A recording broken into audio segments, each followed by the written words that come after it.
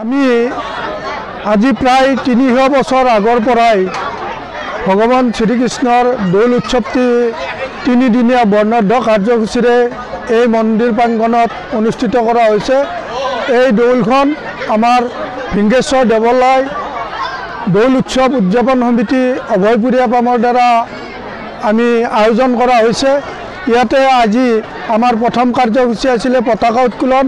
পতাকা উত্তোলনৰ পিছতে আছিলে আমাৰ স্মৃতি তৰ্পণৰ পিছত আছিল গছপুলি ৰোপণ, তাৰে পিছতে আছিল কাৰ্যালয় উদ্বোধন আৰু সন্ধিয়া ঠিক 6 বজাৰ লগে লগে আমাৰ গোসাইলৈ সাংস্কৃতিক শোভাযাত্ৰা ভিংগেশ্বৰ মন্দিৰৰ পৰা আমাৰ গোসাই দোলাত উঠাই লৈ আমাৰ অসম চৰকাৰৰ মুখ্যমন্ত্ৰী মহোদয়ৰ বিশেষ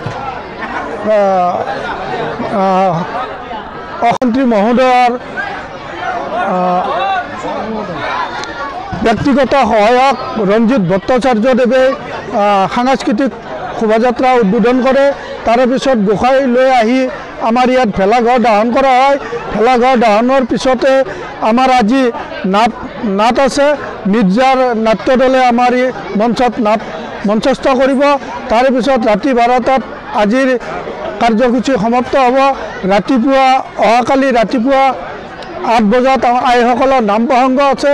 আইসকলৰ নাম প্ৰসংগৰ পিছতে আমাৰ ভাগৱত পাঠ আছে। ভাগৱত পাঠৰ অন্তত আমাৰ হোমাদিকৃত হ'ব।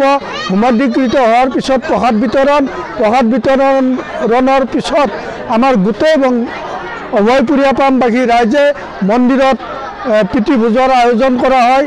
ভোগ আমাৰ মহাভোগ বিতৰণ হ'ব। মহাভোগ বিতৰণৰ পিছত আমাৰ 3 বজাৰ পৰা বিভিন্ন কাৰ্যসূচী অনুষ্ঠিত হৈ থাকিব। 5 বজাত আমাৰ এই অঞ্চলৰ বিশেষভাৱে স্থান লাভ কৰা ছাত্ৰ ছাত্ৰীক সম্বৰ্ধনা হ'ব। আন্তঃৰাষ্ট্ৰীয় খেলুৱৈক সম্বৰ্ধনা জনোৱা হ'ব। এই সম্বৰ্ধনা অনুষ্ঠানত আমাৰ এই অঞ্চলৰ শুৱালকুছি বংশৰ অঞ্চলৰ বিশিষ্ট শিক্ষাবিদৰ দ্বাৰা ছাত্ৰ ছাত্ৰীক প্ৰেৰণা দিয়াৰ বাবে আমি সম্বৰ্ধনা অনুষ্ঠানটো অনুষ্ঠিত কৰিছোঁ। তাৰে পিছতে আছে আমাৰ সাংস্কৃতিক সন্ধিয়া উন্মোচন কৰিব মুখ্যমন্ত্ৰী মহোদয়ৰ বিশেষ কৰ্মৰত বিষয়া হেমন্ত চৌধুৰীয়ে। তাৰে পিছতে আছে আমাৰ সাংস্কৃতিক মঞ্চ উদ্বোধন কৰিব KC সেন ডাঙৰীয়াই, মুখ্যমন্ত্ৰীৰ কাৰ্যালয়ৰ বিশেষ পৰামৰ্শদাতা। তাৰে পিছতে আছে আমাৰ নাট শেষ হোৱাৰ পিছত ৰাতি 12টা বজাৰ পিছত আমাৰ দিনৰ কাৰ্যসূচী শেষ, ৰাতিৰ কাৰ্যসূচী সমাপ্ত হ'ব। তাৰে পিছৰ তৃতীয় দিনৰ কাৰ্যসূচী আছে আমাৰ হোলীৰ কাৰ্যসূচী। সেইদিনা আমাৰ ৰাতিপুৱা 8 বজাত আমাৰ ৰাইজৰ মাজত এখন বৈঠক অনুষ্ঠিত হয়। সেই বৈঠকত আমাৰ যিবিলাক বন্দোবস্ত কৰা প্ৰাৰ্থী থাকে সেই প্ৰাৰ্থীবিলাকক আমি টকা পইচাৰে তেখেতসকলক বিদায় দিয়া হয়। বিদায় দিয়াৰ শেষত আমি 12 বজাত প্ৰসাদ বিতৰণ কৰিম।